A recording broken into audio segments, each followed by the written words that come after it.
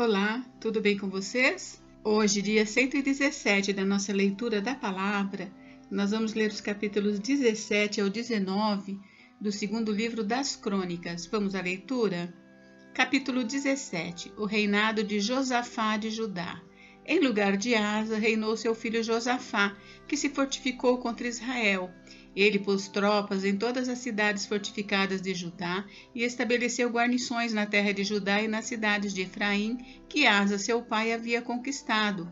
O Senhor esteve com Josafá, porque ele andou nos primeiros caminhos de Davi, seu pai, e não buscou os Baalins. Pelo contrário, buscou o Deus de seu pai e andou nos seus mandamentos e não segundo as obras de Israel. O Senhor confirmou o reino nas suas mãos, e todo o Judá deu presentes a Josafá, de modo que ele teve riquezas e glória em abundância. O coração dele se tornou ousado em seguir os caminhos do Senhor, e ainda tirou os lugares altos e os postes da deusa Azerá que havia em Judá. No terceiro ano do seu reinado, Josafá enviou os seus oficiais Benail, Obadias, Zacarias, Natanael e Micaías para ensinarem nas cidades de Judá. Com eles enviou os levitas Semaías, Netanias, Zebadias, Asael, Semiramote, Jonatas, Adonias, Tobias e Tobi-Adonias. E com estes levitas enviou os sacerdotes Elisama e Jeorão. Eles ensinaram em Judá, tendo consigo o livro da lei do Senhor, percorriam todas as cidades de Judá e ensinavam o povo. O terror do Senhor veio sobre todos os reinos das terras que estavam ao redor de Judá, de maneira que não fizeram guerra contra Josafá. Alguns dos filisteus trouxeram presentes a Josafá e prata como tributo. Também árabes lhe trouxeram 7.700 carneiros e 7.700 bodes. Josafá se tornou cada vez mais poderoso e construiu fortalezas e cidades armazéns em Judá. Empreendeu muitas obras nas cidades de Judá e tinha em Jerusalém gente de guerra e homens valentes. Este é o número deles, segundo as suas famílias. Em Judá eram capitães de 1.000, o chefe Adna e com ele 300.000 homens valentes, depois dele o capitão Joanã e com ele 280.000 homens, e depois Amazias, filho de Zicre, que voluntariamente se ofereceu ao serviço do Senhor, e às suas ordens 200.000 homens valentes. De Benjamim, Eliada, homem valente, e com ele 200.000 homens armados de arco e de escudo. Depois dele, Josabade, com 180.000 homens armados para a guerra. Estes estavam a serviço do rei, além dos que o rei tinha posto nas cidades fortificadas por todo o Judá. Capítulo 18. As profecias dos falsos profetas. Josafá tinha riquezas e glória e abundância, e tornou-se genro de Acabe. Passado alguns anos, Josafá foi visitar Acabe em Samaria. Acabe matou ovelhas e bois em abundância para Josafá e para o povo que o acompanhava, e o persuadiu a ir com ele e atacar Ramote de Gileade. Acabe, rei de Israel, perguntou a Josafá, rei de Judá: "Você vai comigo a Ramote de Gileade?"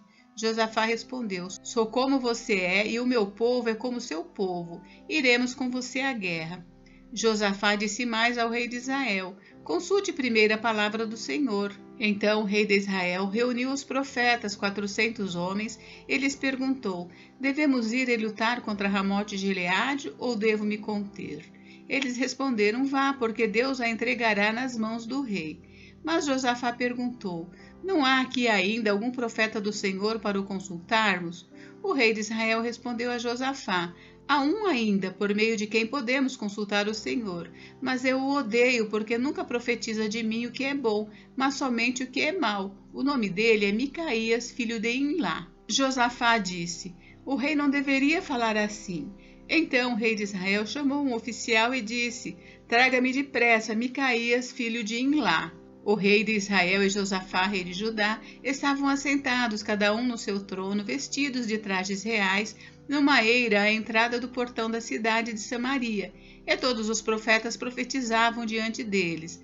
Zedequias, filho de Kenaana, fez para si uns chifres de ferro e disse: "Assim diz o Senhor: com estes você dará chifradas nos sírios até que estejam destruídos." Todos os profetas profetizaram assim, dizendo: Suba a Ramote Gileade, você triunfará, o Senhor a entregará nas mãos do rei. A profecia de Micaías. O mensageiro que tinha ido chamar Micaías falou-lhe, dizendo: Eis que as palavras dos profetas a uma voz predizem coisas boas para o rei, portanto, que a sua palavra seja como a de um deles, fale o que é bom. Micaías respondeu: Tão certo como vive o Senhor, o que meu Deus me disser, isso falarei. Quando ele chegou à presença do rei, este lhe perguntou: Micaías, devemos ir a Ramote Gileade para a batalha ou devo me conter? Ele respondeu: Vá, você triunfará, eles serão entregues nas mãos de vocês.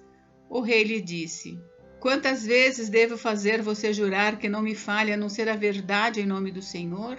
Então Micaías disse: Vi todo Israel disperso pelos montes, como ovelhas que não têm pastor.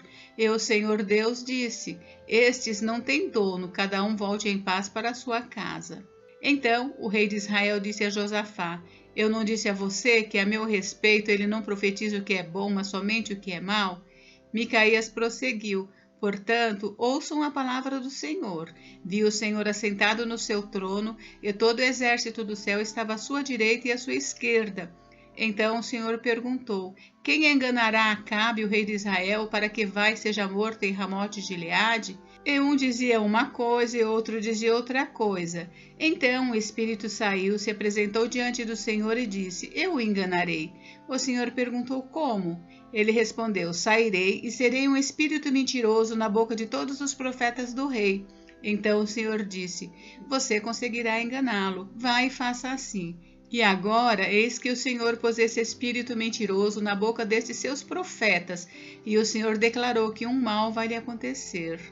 Então Zedequias, filho de Kenaana, chegou, deu uma bofetada em Micaías e perguntou: Por qual caminho passou o Espírito do Senhor ao sair de mim para falar com você? Micaías respondeu: Eis que você o verá no dia em que estiver correndo de quarto em quarto, tentando se esconder. Então o rei de Israel disse: Prendam Micaías e levem-no de volta a Amon, governador da cidade, e a Joás, filho do rei, e digam: Assim diz o rei: Metam este homem na cadeia e o ponham a pão e água até que eu volte em paz. Micaías disse: Se o rei de fato voltar em paz, é porque o Senhor não falou por meio de mim. E acrescentou: Que todos os povos ouçam isto. A morte de Acabe. O rei de Israel e Josafá, rei de Judá, foram atacar Ramote Gileade. O rei de Israel disse a Josafá: Eu vou me disfarçar e entrar no combate, mas você use os seus trajes reais. E assim o rei de Israel se disfarçou e eles entraram no combate. Ora, o rei da Síria havia ordenado aos capitães dos seus carros de guerra que não lutassem nem contra pequeno nem contra grande, mas somente contra o rei de Israel. Quando os capitães dos carros viram Josafá, disseram: Aquele é o rei de Israel. E dirigiram até ele para o atacar. Porém Josafá gritou e o Senhor o socorreu. Deus os desviou dele. Quando os capitães dos carros de guerra viram que não era o rei de Israel, deixaram de persegui-lo. Então um homem entesou o arco e, atirando ao acaso, atingiu o rei de Israel por entre as juntas da sua armadura. Então o rei Acabe disse ao condutor do seu carro: Dê a volta e leve-me para fora do combate, porque estou gravemente ferido. A batalha se intensificou naquele dia. Quanto ao rei de Israel, segurou-se em pé no carro de frente para os sírios até a tarde, mas ao pôr do sol morreu. Capítulo 19. O profeta Jeú repreende Josafá. Josafá, rei de Judá, voltou em paz para sua casa em Jerusalém. O vidente Jeú, filho de Anani, saiu ao encontro do rei Josafá e lhe disse: Será que você devia ajudar o perverso e amar aqueles que odeiam o Senhor Deus? Por isso a ira do Senhor caiu sobre você. No entanto, boas coisas foram encontradas em você, porque tirou os postes da deusa Será da terra e pôs no coração o propósito de buscar a Deus. Nomeação de juízes. Josafá morou em Jerusalém. Ele tornou a passar pelo povo desde Berseba até a região montanhosa de Efraim e fez com que o povo voltasse ao Senhor, o Deus de seus pais. Nomeou juízes no país, em todas as cidades fortificadas de Judá, de cidade em cidade. disse aos juízes: vejam bem o que vão fazer, porque vocês não estão julgando em nome de homens, e sim em nome do Senhor. E ao julgarem, Ele estará com vocês. E agora que o temor do Senhor esteja com vocês.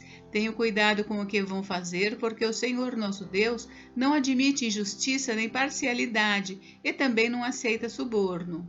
Além disso, em Jerusalém, Josafá nomeou alguns dos levitas, dos sacerdotes e dos chefes das famílias de Israel para julgarem em nome do Senhor e decidirem as questões de litígio.